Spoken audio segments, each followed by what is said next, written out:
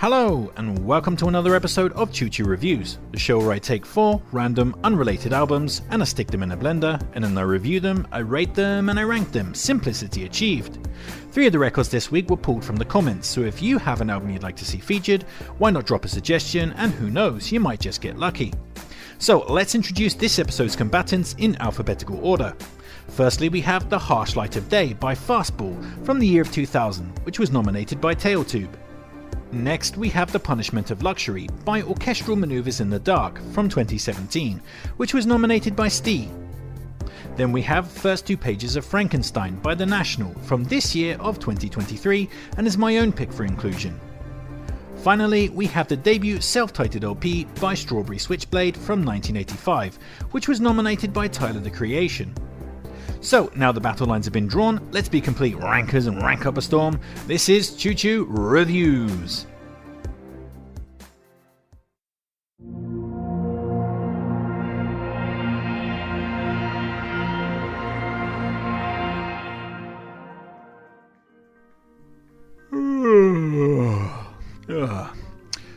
Oh, hello there. I'm sorry, I just woke up from a nap.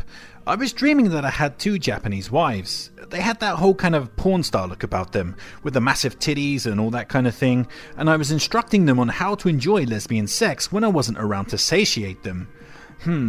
Anyway, what was I doing before that? Oh, that's right, I was listening to the National album First 2 Pages of Frankenstein from this year of 2023, which was the band's 9th LP. And it was so fucking boring that it made me pass out into a sex-addled stupor, so thanks to the National for that, I guess. But yeah, if you've heard any post-High Violet album by the National, then you've already heard this LP, and likely a better version of it.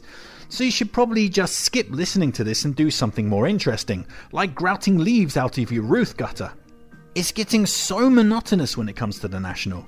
It's just album after album of the same thing. You know the deal, distant reverb-soaked backing tracks that are so smoothly and blandly mixed that they basically have no discernible melody, supporting Matt Berenger's cracked vocals and occasionally great but often ignorably bland lyrics.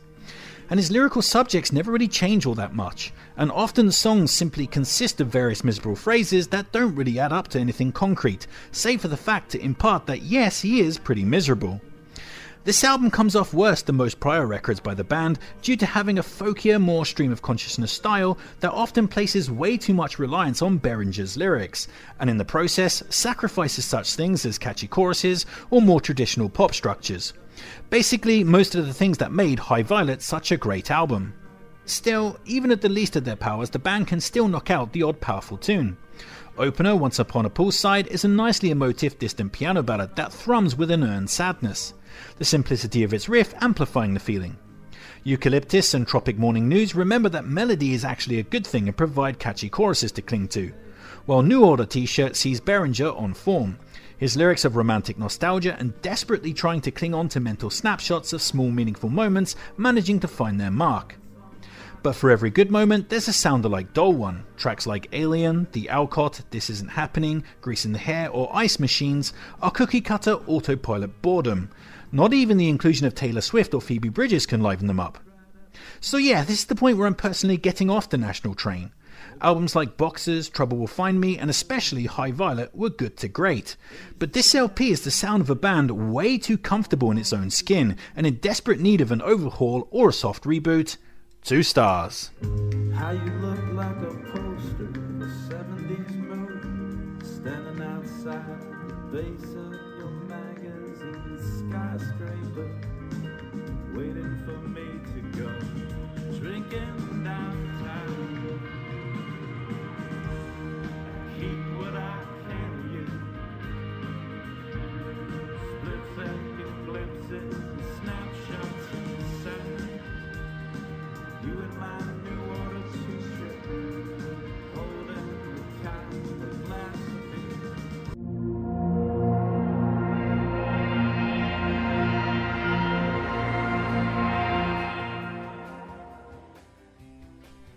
Next up, we have The Harsh Light of Day by the American power pop band Fastball, which was their 3rd LP from the year of 2000. And Fastball are mostly known for their 1998 sophomore LP, All the Pain Money Can Buy, which went platinum in the US and spawned the significant hits The Way and Out of My Head. This third LP was much less successful, both critically and commercially, ultimately putting an end to the band's halcyon period and sinking them back into partial obscurity.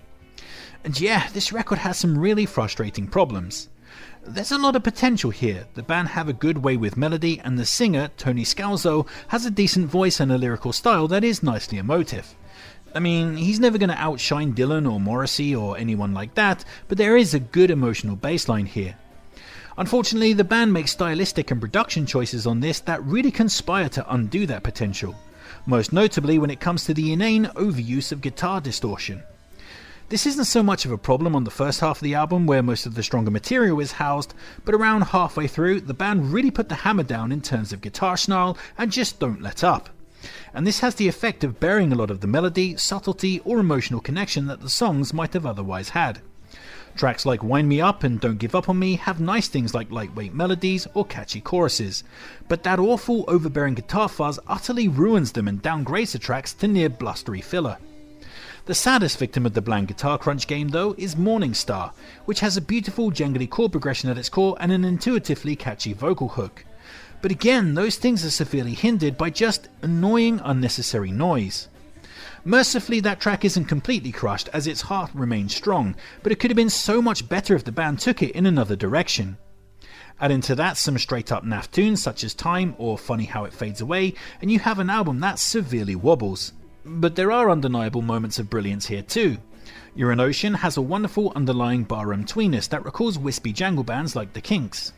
Goodbye is a melodically salient pop tune that survives its brush with crappy late 80s trip-hop elements due to its enduring catchiness. Dark Street is a nice lilting ballad with lovely vocal harmonies that give a small late album reprieve from the grinding distortion. While my favourite off of this is Love Is Expensive and Free, which is a truly beautiful slice of balladeering that features sweeping strings, a fantastic hook-laden chorus and a great subtly sad melody. The clean guitar arpeggiation on the track is also wonderful. See Fastball, you don't need all that heavy gunk when you have polished melodies like that.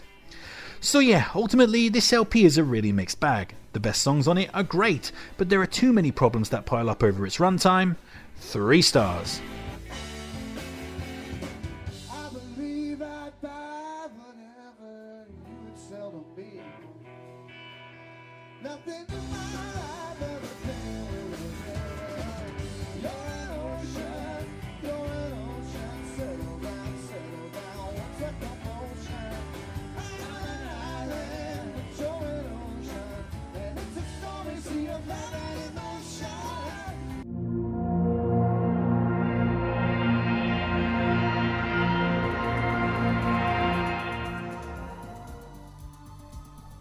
Next up, we have The Punishment of Luxury by Orchestral Manoeuvres in the Dark from 2017, which was the band's 13th LP and third of their Reformation era. And OMD are a band with a long lineage, stretching back into the early 80s and holding a place as one of the most influential electronica acts ever. Now, I won't throw up any pretenses here, I know nothing about this band. I mean, I knew there was a band called Orchestral Manoeuvres in the Dark and that they had a long career, but that's about it, just a very dim awareness at best. I haven't been able to go back just yet and check out any of their 80s classic work, so this LP, The Punishment of Luxury, is having to stand on its own 2 feet, completely divorced from the crutch of the band's history or any type of goodwill that past masterworks might have lent it. But it doesn't matter, as this record doesn't really need any propping up. What we have here is a very consistent album of synthpop and electronica with a nice miserablest undertow and a penchant for experimentation.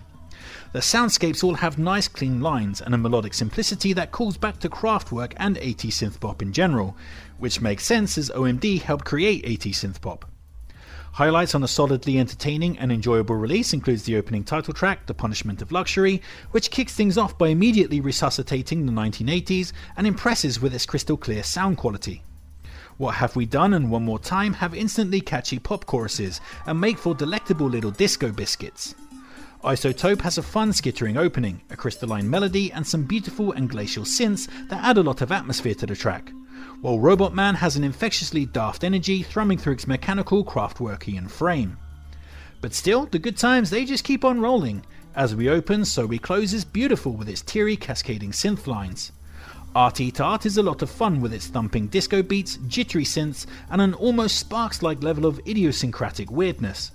while Kiss Kiss Kiss Bang Bang Bang is awesome with its insane catchiness and nostalgic backing that sounds like it comes straight from a 1990s PlayStation game, but in the best possible way. As for nitpicks, well, there's not too much to dig into, but I really don't like some of the shorter experimental fluff pieces here.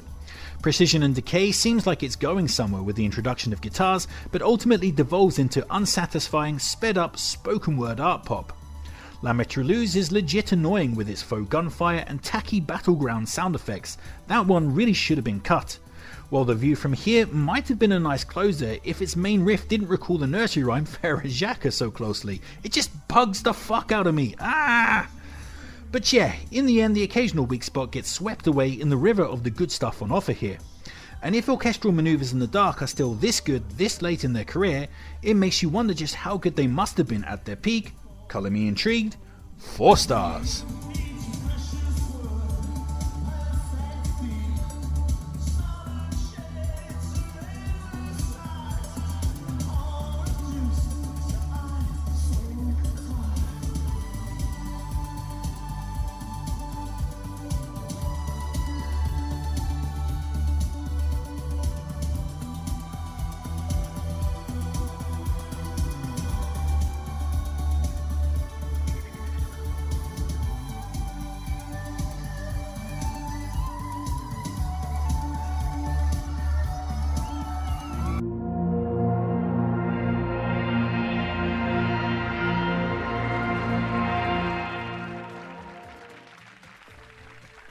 So, this week's Chuchu Reviews Gold Medal is going to go to the self-titled debut LP by Strawberry Switchblade from 1985, which turned out to be the synth-pop duo's only release, as the 2 Scottish lasses that made up the band started pulling each other's hair after a disagreement over the nutritional qualities of fried Mars bars, leading one of them to stab the other one to death in the bathroom of a Glasgow Burger King. Now that may or may not be true, but sadly we did only get one Strawberry Switchblade album, which sucks because it absolutely rules. All that time spent on the wind-battered and rain-pounded Glasgow streets, subsisting on plates of haggis and Cullen skink, has soaked into the texture of the music here, as this is synth-pop by way of The Smiths and The Cure.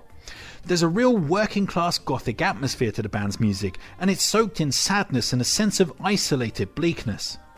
All of which belies the duo's ability to craft instantly catchy melodies, as evidenced by the huge hit Since Yesterday, with its blasting synth horns and lovely wispy tweeness. But just beyond the catchiness, the lyrics speak of utter despair, with the chorus stating, "And as we sit here alone, looking for a reason to go on, it's so clear that all we have now are our thoughts of yesterday." As female-fronted 80s synthpop goes, I mean it's pretty fucking far away from Madonna or Kylie Minogue. And so it continues with the record delivering a pristine, perfect set of songs that sound catchy as all hell, but hide miserable hearts underneath their beautiful exteriors. Everything on this LP hits its target, but other great cherry picks would include Deep Water, with its sinister synths and brooding atmosphere showing off the duo's obvious appreciation for post-punk. Another Day has a lonely, isolated feel to it, even with its soaring melody and some jangly guitar work hiding within the wormwood. Little River has the trappings of synthpop, but the type of vocals that call towards the likes of R.E.M. or The Smiths. Let Her Go has a defiant feminist lyric supporting its bouncing catchiness and buzzing guitar break, while Go Away pulses with an emotive, new wave darkness and an instantly memorable chorus. So yeah, I mean I could go on and reel off the entire tracklist, but I'll stop there. This album is amazing, expertly bridging the gap between giant 80s pop and miserable gothica. I really do wish that there was more of Strawberry Switchblade to enjoy, but what we did get is absolutely awesome. 5 stars. And that's another episode of Chuchu Reviews in the bag. Of course, I know you'd rank these records differently, so why not sound off in the comments and tell me which one would win for you. Don't forget to like, share, subscribe and all that other kind of YouTube jazz. Make sure to take care of yourself, but most importantly, just keep on ranking.